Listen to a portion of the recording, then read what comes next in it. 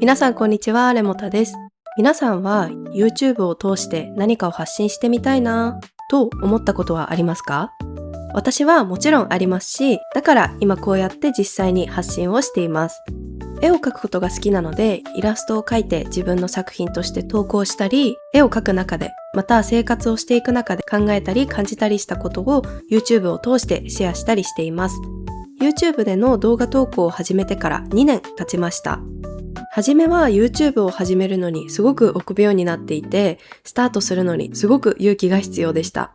でも一度始めてみると大きなメリットがあると感じて、発信活動を始めてよかったなって思う瞬間が多くありました。今回はその発信することによるメリットについてお話ししていこうと思います。はじめにお伝えしておきたいのが、この発信活動のメリットっていうのが残念ながらお金に関することではありません。YouTube の話をするときにまず一番最初に期待するのってお金の話なんですよね。わかりますよ。とてもわかります。私自身もね、よく見てたりしたので動画漁ってました。YouTube のお金の話。でもそのような収入などの話は抜きにして、今回はお金以外のメリットについてお話をしていけたらと思います。お金の話じゃないのか、つまんないなって思う方もいるかもしれないんですけど、私にとってはもしかしたらお金よりも大事なんじゃないかなっていうメリットを感じたので、ぜひ興味がある方は聞いてもらえると嬉しいです。話しながらイラストのメイキングも流していこうと思うので、興味ある方は見ていってください。この動画を見ていただくと、実際に発信活動をしている人の感じたメリットを一意見として知ることができます。そして発信することについてポジティブになること間違いなしです。ぜひ楽しく見ていってください。はい、発信活動を始めて感じたメリット2つあります。1つ目は自分に自信が持てるようになったということです。なんで発信することが自分の自信につながったのかっていう理由が2つあるので、1つずつお話ししていこうと思うんですけど、まず1つ目の理由が、自分の興味あることに挑戦できたっていう経験が自分の自信につながりました。自分のイラストを人に見せたいとか、この考えを人に伝えたいと思って、それを行動に移すことができたっていう、その経験自体が私にとってすごく大きな実績になりました。というのも、私はこれまでそれができない人だったんですね。何かやってみたいなって思っても、もしそれをやったら人からどう見られるかなとか、人にどう思われるかなっていうことばかり気にしている人だったんですね。YouTube を始めたことを周りの人に知られたら、いつか有名になれるかもとか思ってんじゃねとか、自意識過剰すぎねみたいな感じでバカにされるんじゃないかなって怯えてました。で、この動画を見ている皆さんの中にももしかしたらそういう人いるんじゃないでしょうか。もし何かやってみたいなと思ったなら、ぜひね、一回首を突っ込んでみてください。全然発信活動じゃなくてもいいんですよ。自分がちょっとでも興味を持ったことには挑戦してみる。発信をしたいのであれば、発信内容はもう何でもいいんですよ。このチャンネルの私の他の動画見ていただくとわかると思うんですけど、もう何にも喋らず、イラストのメイキング動画、タイムラプス動画に BGM つけて投稿してるだけの動画だってありますからね。他の YouTube チャンネルにはもうただただラジオみたいに、独り言を話すみたいに、だらだらと一人で話している動画を上げている人もいますから、で、私も今後もう本当に独り言みたいな動画を出してみようかななんて考えてるくらいなので、もう何でもいいんですよね。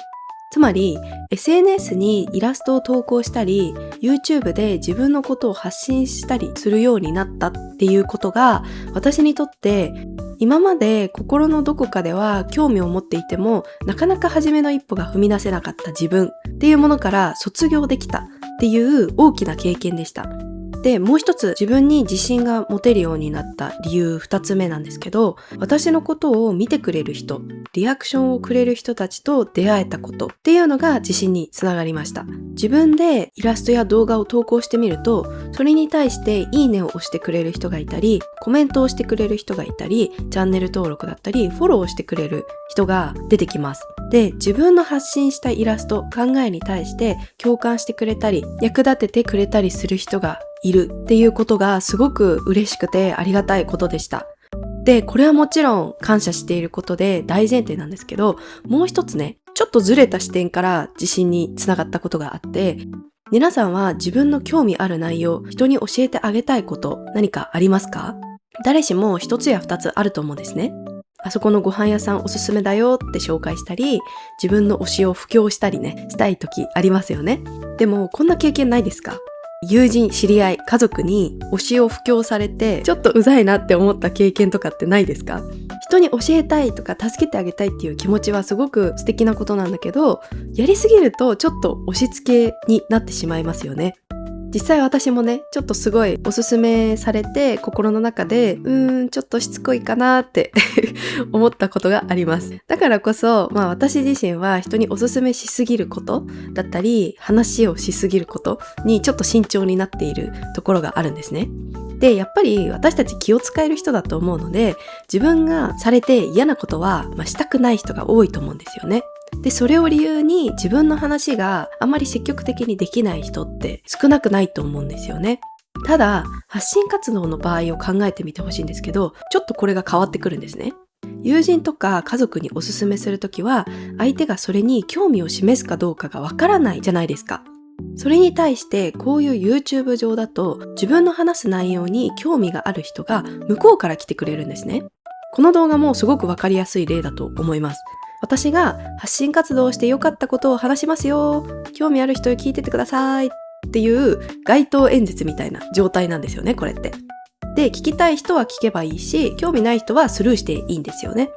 話している私も興味がない人に聞いてもらってもしょうがないよなっていうスタンスなので、スルーされても何も傷つきません。私の話したい内容に対して聞きたいです、教えてくださいって思っている人たち、この動画を見てくれている今の皆さんのようにこうやって来てくれるので、私も負担を感じず気を使わずにのびのびと伝えたいことを伝えることができるんです。私の伝えたいことに興味を持ってくれる人たちがいて、そして実際に聞いてくれる、リアクションをくれる、すごくためになりましたってコメントをくれる。それらの一つ一つから自分の伝えたいことを伝えていいんだ、必要としている人がいるんだ、そういうふうに思うことができるようになりました。発信活動を通して人とのつながりを感じたことが自分の自信につながりました。メリットの一つ目は自分に自信が持てるようになったっていうことでした。では次、二つ目は情報リテラシーが高くなったということです。これは私にとってかなり予想外のメリットでした。でもよくよく考えるとかなり理にかなっていると思います。特に YouTube ですね。あなたはこれから YouTube を始めるとしましょう。そしたらどういう風に発信をしていきますか？発信内容やサムネイル、タイトル、そういったものを工夫していくと思います。世の中にはいろんな心理が研究されています。有名なものにはネガティビティバイアスというものがあります。人はポジティブなものよりもネガティブな事柄により注意を向け、さらに記憶しやすいよっていうことを意味する言葉です。また、極端な内容、白黒はっきりしている内容は脳への刺激がすごく強くて、これまた注意を向けやすいっていうことも言われています。つまり何が言いたいかっていうと、ネガティブな内容、過激な内容、こういったものに対して人は自然に興味を持ってしまうようになっているんですね。脳がそういう仕組みになっているんです。で、これをうまく使っていくのがビジネスなんですね。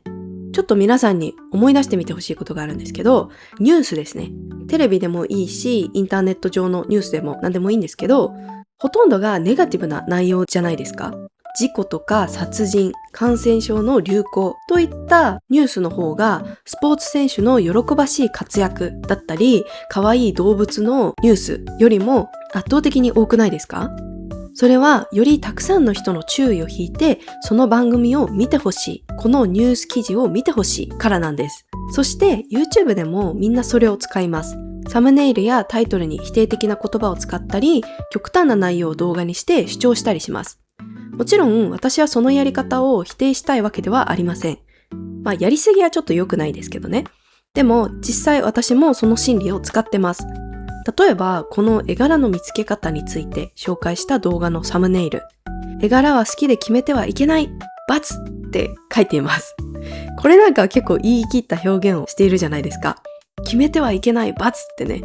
でも動画を見て内容を知ると、実際の主張は好きっていうのは大事なんだけど、ただ好きなだけじゃなくて、なんで好きなのかを考えながら、より深い好きを見つけていくことが大事だよっていうことを言っています。じゃあ、この深い好きはどうやって見つけるのっていうところまで、この動画の中では話しているので、もし内容気になるなって人は、ぜひ後で視聴してみてください。でね、こういう感じで私たちにはそういう心理があって、社会の中で、ニュース番組で、ニュース記事で、私のチャンネルで、それが使われている場面がたくさんあります。発信者のように、社会の中で人に何かを提供する側になると、そのことに気がつきます。そうすると、世の中に溢れているコンテンツを一歩引いてみることができます。そうすると、冷静な視点で多くの情報を処理できるようになるんです。例えば、皆さんが YouTube 開いて、何々するなっていうサムネを見たらどう思いますか？今、私がその何々するなっていうサムネイルであったら、そうだよな、何々するなっていう言い方はネガティビティバイアスで危機感を煽るからね。それで視聴回数を狙ってるんだよね。わかるよ、頑張ってねって感じで思います。もう一度言いますが、否定してないですよ。私も使ってますからね。で、内容についても何々するなってすごく強く言ってる動画でも、その主張を過信しないように気をつけるようになりました。こういう意見も一つあるな、くらいに考えることができるんですよね。ある人は何々するなって言ってる中で、またある人は同じこと、何々をしろって言ってることもあります。以前の私なら、どっちだよって混乱してました。でも今は違います。どっちが正しいのか、どの方法が今の自分に合っているのか、それは自分で判断するしかない。話を持っている可能性だって十分にあるし、言ってることに対して期待しすぎないようにしよう。そのように神経質にならないように構えの姿勢が取れるようになった気がします。要は発信する側に立つと、発信する人の考えがわかるようになる。発信する側の考えと発信を受ける側の考え、どちらも知ったっていうことから、客観的な視点から冷静に物を見れるようになった。ということで、私の情報リテラシーが高くなりました。で、これは最初にも言ったんですけど、私的にはすごい想定外のメリットだったので、すごく私自身も面白く感じた部分でした。まとめると、私が発信活動を始めて感じたメリット2つ。1つ目は自分に自信が持てるようになったこと。そしてもう1つが情報リテラシーが高くなったことでした。この動画を通して発信することのメリットは分かった。でもどんなことを発信していいかいまいちピンとこないなって思う人もいるかもしれません。そんな方はぜひ私の他の動画も視聴してみてください。レモタはこんな動画を発信しているんだなっていうことが分かると思います。メイキングから雑談を含む動画まで様々な動画があるので、お好きなものをクリックしてみてください。ということで、今回は私が実際に発信者として活動している経験から学んだ発信することのメリットについてお話ししてみました。いかがだったでしょうか？皆さんはどんなことを発信したいですか？もうすでに始めている人はどんなことを発信していますか？ぜひコメント欄で教えてください。私はお絵かきを楽しむ過程で感じたことや考えたことを発信していて、深い思考やメンタルヘルス、自然などに関心があります。X と Instagram のアカウントもあるので、ぜひ覗いてみてください。チャンネル登録者数がもうすぐで1万人に到達するので、応援していただけたらとても励みになります。それでは次の動画でお会いしましょう。バイバーイ。